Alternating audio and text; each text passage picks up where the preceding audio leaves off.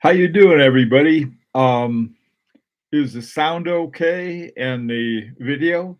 Um, this may be a little different than what you're used to seeing because I happen to use a different computer. So, first of all, Andre, Neff, Pepsi, Mr. Gumby, Javi, Sven,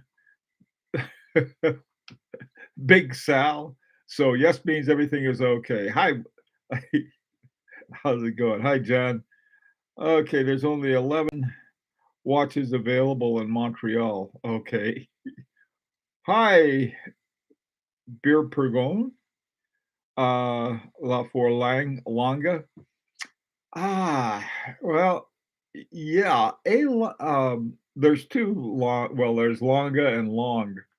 Um, yeah, those would that was one of the things I was thinking of is some alternatives uh, to quote the usual suspects.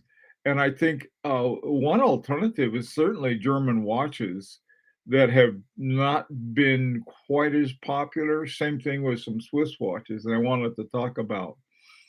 Hey, William, how you doing? Tim, good to see you. Junior, hi, Junior. Javi, hi, Javi. I saw there were 200 people waiting in Montreal for a watch. Good grief. Man, crazy. Yeah. Okay. Uh,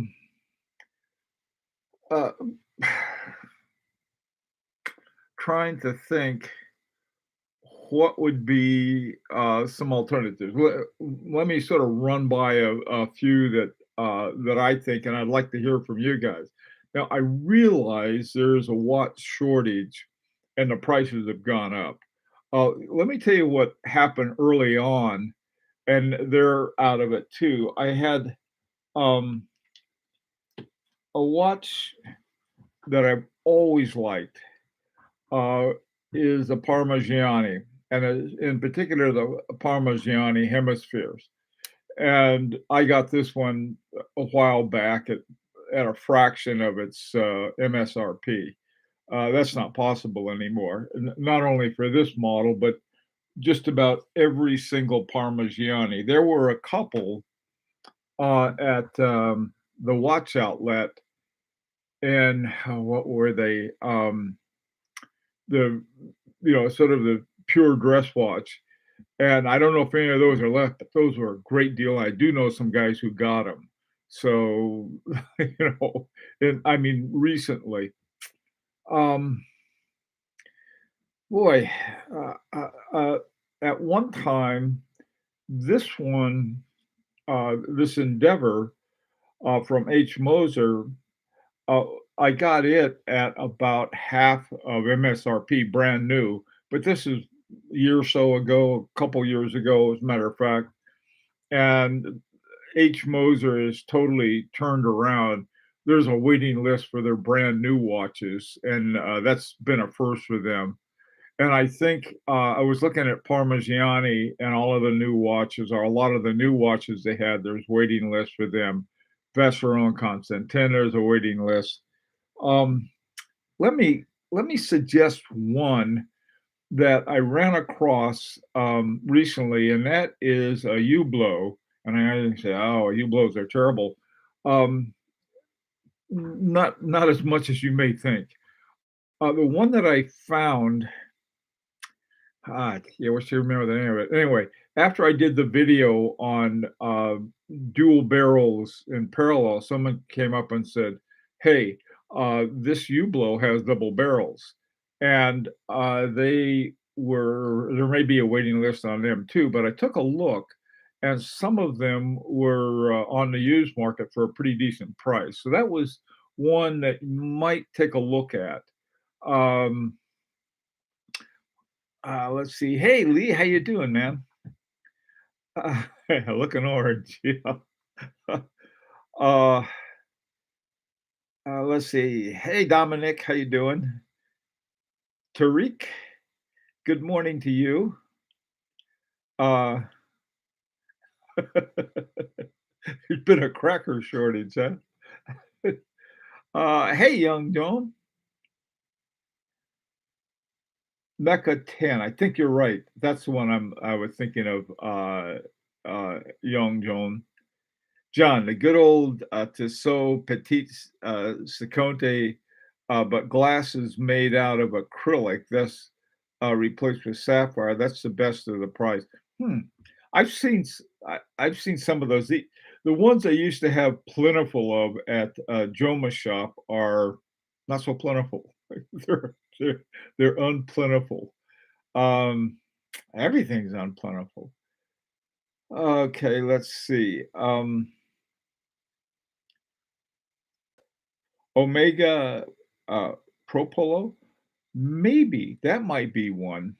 You know, another one is the oh god, what is it? They make the polo, ah, I've been thinking of too many watch brands. Such who makes the polo? Hi, Hater.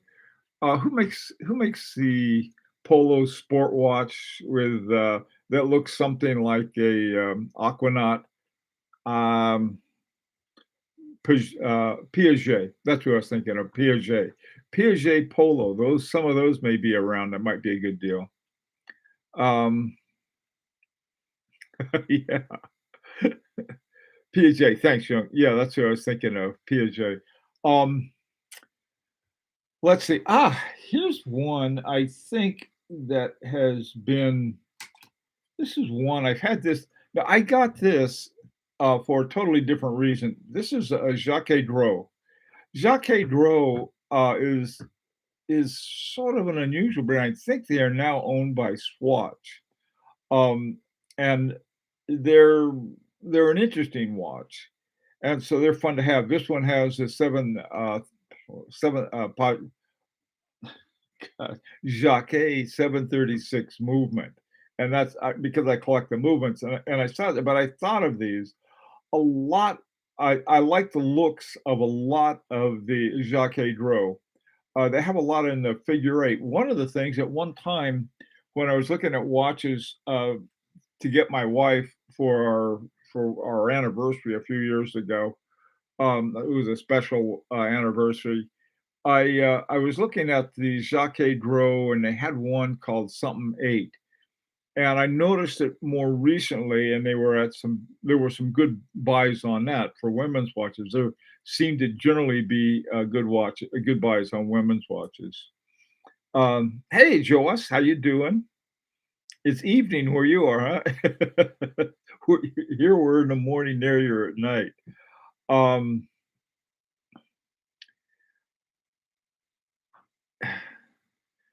Hermès slim models, still a bargain. Yes, Tim, great example. Uh, a lot of Hermès I was looking at them, though, and they too have become more and more scarce. There's some of the Hermès that are ETA. They still have ETA movements and some of the older ones, and there are Crew, and then I don't know if any of the Slims had that or not. But I think a lot of them have been snatched up as well. I think some of them have Agenor uh, modules in them. They're the ones, and if you go through and you look at the Grand Prix winners where Hermes has won, it's usually got one of those in it. It's got some kind of Agenor module of some sort. Hey, Tim Baker, how you doing? Do you think it's better value is to have some of the large brands versus independents, the whole economics of scale? Ah, boy. You know, the economics of scale doesn't always work. When it should work. It works on the profit end, not necessarily on the, client end, though, on the consumer end. Because a lot of these guys, because I know that a lot of them simply don't exactly have very accurate numbers on how many they produce. Some of them produce a whole lot, make them sound scarce. In fact, part of the strategy that what's his name? Uh, a day. It's not that. Jean Paul, I think, uh, something like Peter. Anyway, his thing was that you got to keep them scarce. Well, in other words, the price is high because of an artificial scarcity.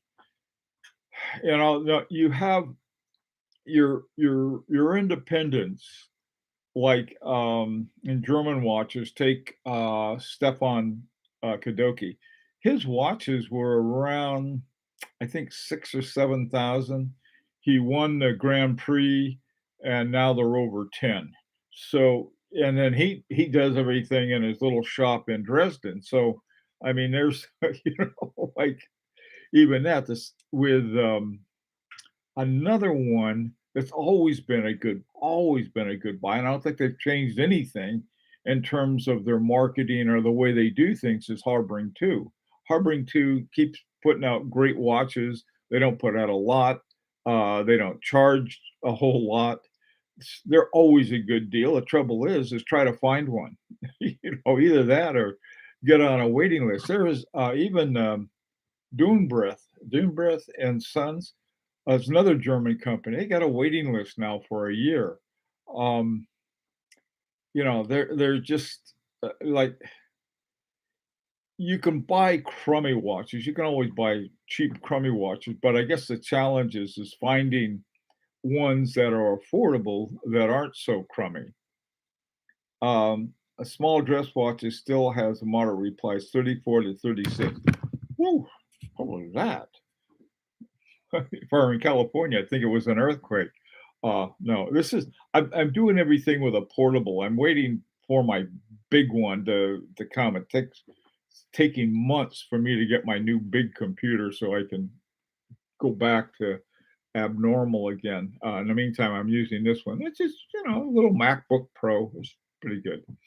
Um, so anyway, you have that. But what Lee Todd said, 34 to 36 millimeters, the smaller ones, you can find some great deals on that. And I know a lot of guys prefer the smaller ones. Hey, the rancher, how you doing, man? Good to see you. I think Credor offers, Thomas, I think Credor offers great value. Another great example. Credor is another one. I think, if I'm not mistaken, Credor, uh, aren't they by Seiko? And when Credor came out, they came out with the Grand Seiko, and there was, you know, I think there was a little confusion at the time, and the Grand Seiko took off, whereas the Credor didn't, or in the same way. So that might be another good source to look at. Uh, Hi, Big Back Clock. How you doing?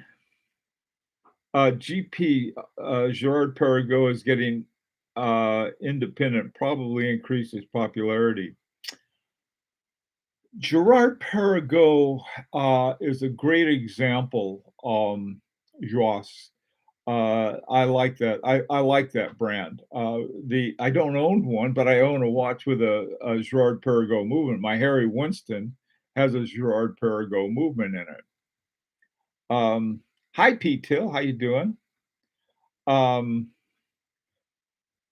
Less competition and consolidation is never good. It's never good for us. It's always good for the people who are consolidating. Um, let's see, what else you go on there? Talk GP becoming independent. Yeah, what happened, Tark? They were owned by the Caring Group, I think, which is a French outfit, and Girard-Perregaux and somebody else in that group decided to split. Oh, speaking of ones that are so they're part of a group, but they're not, is Bulgari. You can find some great ones with their BVL 191 movements, and it's called the Bulgari. What's it called? Something something. It's anyway. It's so I forgot the name of it. Um, Hi, old bud. How you doing? Groenfeld are number one. Well, thank you, John. They're number 1 and hard to get and expensive. I love those watches, but, they're over my out of my price range. Uh, Kering sold GP. Yeah, that's the one I was thinking of, Josh. They sold GP and somebody else along with it. They had, Girard-Perregaux and who else did they have? And I forgot who it was. All VCs are have oh no, Vacheron slowed their production in the last month due to the Russia war, their invasion of Ukraine. Yeah, don't follow the hype. That's always a good idea. Hey, Hater, I don't know if you already mentioned Speak Marin. His prices aren't insane. Good example, great example, Hater. I'll tell you something else too. I know the guy who is the rep for Speak Marin and Chopek and Singer is I just had coffee with him the other day. And Speak Marin, even though they're no longer associated or affiliated with Peter Speak, they're doing some very good things because I think he's sort of set the mold that they're following. But like a lot of companies, you take a company that I would love to see put out an affordable watch, but I don't think they ever will, is Marco Lang. Now, Marco Lang's all of the watches they have at Lang& and Heim, which he was sort of bought out of and moved out, which is unfortunate. All of the watches he made, he has all of these beautiful, beautiful, incredibly good watches. Again, they're probably backlogged as well because the watches are so good. Now, Marco Lang, he came out with a new watch under his new company called Marco Lang Watches, and those things went and are a waiting list for him already. So, I mean, that doesn't they never were affordable. Uh, yeah, I think, Rancher, that's a good point, a very good point. If you know what is good and you know its value, wait until one sort of comes across your windshield and grab it. I think all of my 736s were that way. I have when I say 736, referring to Jacques 736 movements. And I've got 4 watches. I got good buys on all 4 of them, but I knew about them ahead of time. One of the strangest ones that I didn't think I'd ever find was this one, which is by, good grief, who are they? Philippe Dubois. This is a Philippe Dubois Etil watch, and it's sort of a fun watch to have. I mean, all of the ones are 736s. I discovered that the moon phase doesn't work. That was like, the thing with the moon phase, it's sort of hard to tell whether they're working or not at some point. However, I got the moon phase on my Christian Vanderclaw working. Christian Vanderclaw would be they're just too, I mean, they're not affordable. I'll put it that way. Um, let's see. Um, Ulysse Nardine. That's the other one, Joas. Thank you. Yeah, Ulysse Nardine. They tend to be a pretty good buy still. I think they're the one that I liked that they made was the one they won the sports award for at the Grand Prix a few years ago, called the Regatta. What a watch! I just love that watch.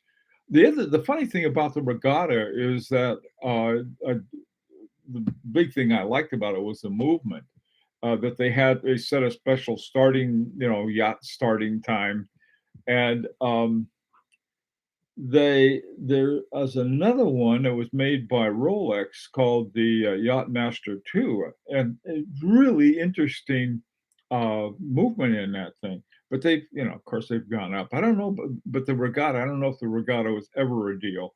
I mean, their list price was pretty much what you'd expect. But some of the other ones by Ulysse Nardine may be good buys. Um,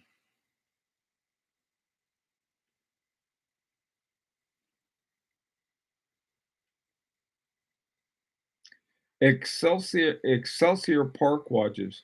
Tariq, I haven't heard of them. Frederick Constant and their perpetual calendar appears to be pretty amazing value for the money. You know, Tim, I think even before this, that was a really good deal. I don't know if they still, the thing with Frederick Constant is that they're sort of a funny brand. They're a Dutch couple started them in Switzerland, and the thing about them was they made these really beautiful watches with their own movement, but they used gold plating, and gold plating put a lot of people off of them. But my experience with them and everybody talked to seems to really like them. Now they've been owned by Citizen Watches for years, and I don't know how their quality control is, but they're probably still made in Switzerland, I think. Hey, Kaz, how you doing, man? Good to see you. Um,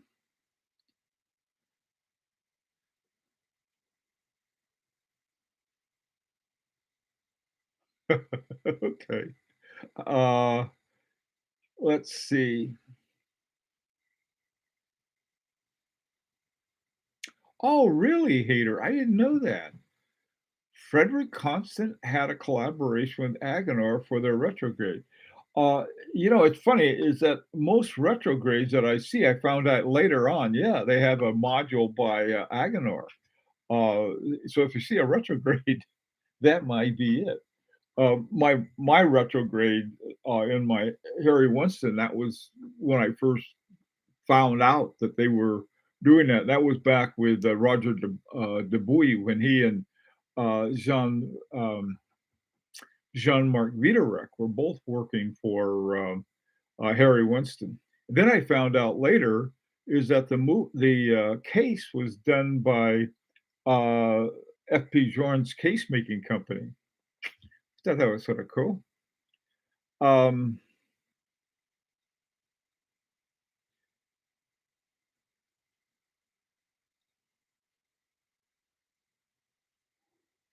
yeah, there's yeah watches. Yeah, the whole notion. I think it's a good idea not to buy a watch because you can sell it for what you paid for it. If you buy a watch that you don't like, or you buy a watch that you're thinking of selling, I mean, what's the point? Get a watch with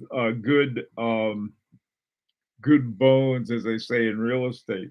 Get a good watch that you like, and then what you can do is get a new band for it when you get when it gets old. Um, hey, Said, how you doing? Thoughts on the new moon watch hype? Uh, what new moon watch? There are a lot of new moon watches. Which one do you have in mind? Does it matter that the moon phases are accurate? Just so it looks nice. In my case, where's my there's my one of my two moon watches. I've had nothing but problems with moon watches. Even I mean, my Christian Vanderclaw, they're known for their astronomical watches. The one I get naturally is got an ETA movement in it that they put in, and it's got a Christian Vanderclaw thing for moving the moon. But then they took out this little pusher they had, and God, but I got it fixed and it's working beautifully. This one, my Philippe Dubois, it's, I when I say Dubois, it's like say it with a surprise Dubois.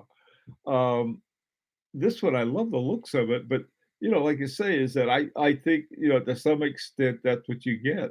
So yeah, I got my little moon there. I can take a little pusher, one of those pin pushers, and it's got a little pin pusher there. And poke it around until the moon comes around.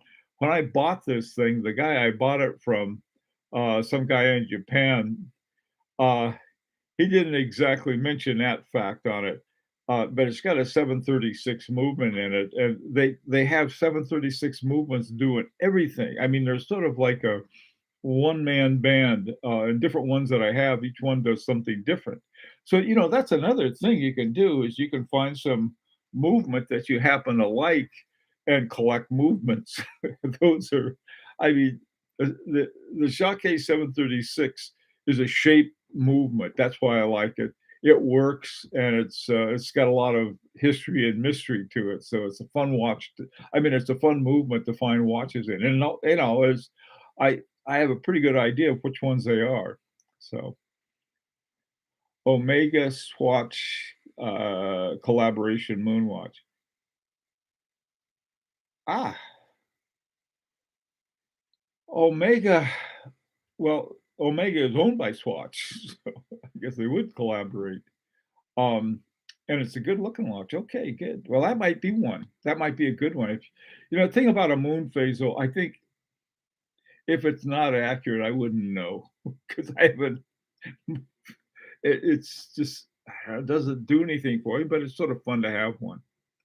Hi, Tim. Any experience with Lindy? Yes, Lind Verdelin. Yes, that's a good one. That's a good one to know about. Some of the other ones, a lot of German watches. Um, Muhle Glashütte is sort of an I would think would be a good one to collect. They aren't too expensive.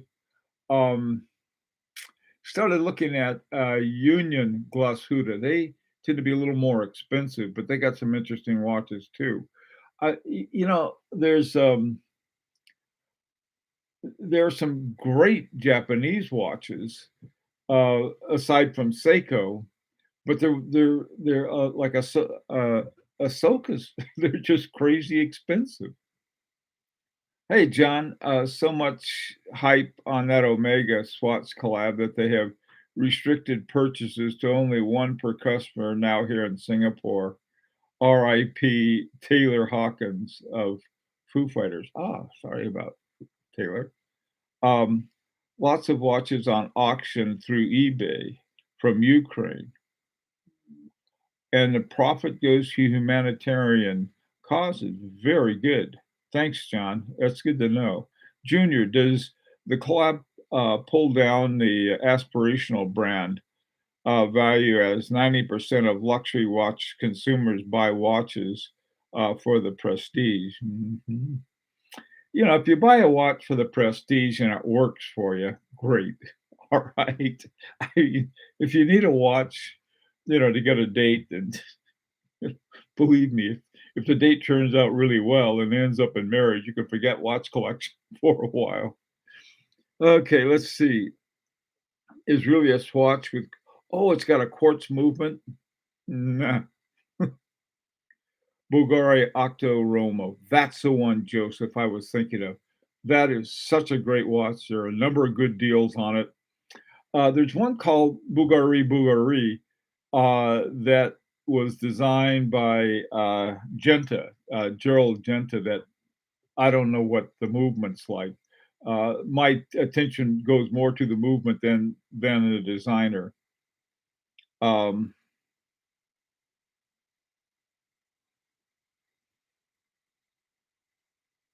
yeah, the stuff on eBay from Ukraine would be um, yeah, I know there are a lot of, I mean, getting the watches out of Ukraine is I think I know FP Journe has a boutique there. He opened a few years ago in Kyiv. So yeah, that's another thing too that's going to be sort of interesting, I guess, going on. I feel sorry for new collectors since they are really getting screwed over. Yeah, usually new collectors get screwed over anyway because they buy the wrong thing from the wrong place, like I did. Actually, I got a pretty good one. I did okay. I bought a Patek Philippe, and I mean, they're sort of like I think Patek Philippe's and Rolexes, are protect idiots and newbies because there's sort of if you find out that it's not really what you need later on, then you can get your money back. Uh, Only 10% are collectors. Ah, good point. That's another thing that's very important. If only 10% of the watch buying public are, I mean, mechanical watch buying public are collectors. They need to tell time. That's I I like things like, parallel dual barrels and, Maltese, cross stop movements and a lot of the other, Remontois Égalité and so on and so forth, but, some of the stuff that they're doing, they'll slap in a silicon, hairspring, for example, like Patek Philippe and, Swatch both, and that's not, person buying a watch could care less if it says Rolex or Patek Philippe, they're happy campers. I guess sort of cranky collectors, though, may not be so happy with them. Okay, all right, guys, listen, time for me to go, and, this afternoon at 4 o'clock, we'll be talking some more about this similar kind of, topics and stuff. Um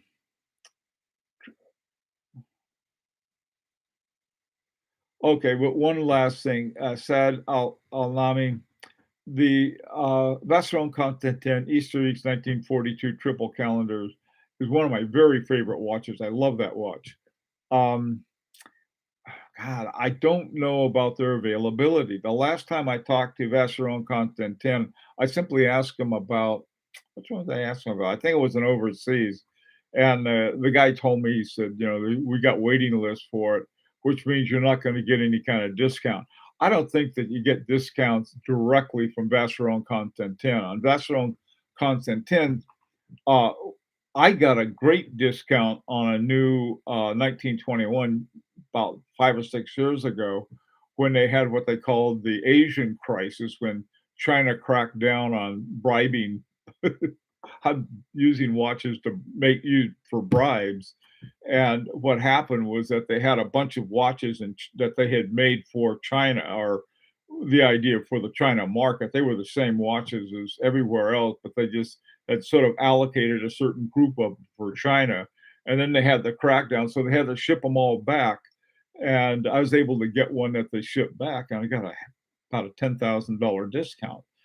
These are the kinds of things to look out for. Keep your eye on the market. Right now, is the market's very high. The ones coming out of Ukraine, you can get those not just for exploitation purposes, like I would do, but for humanitarian purposes, like the rancher would do. Okay, guys, I got to run and take care and be safe. And if you're around at 4 o'clock New York time, I'll see you then.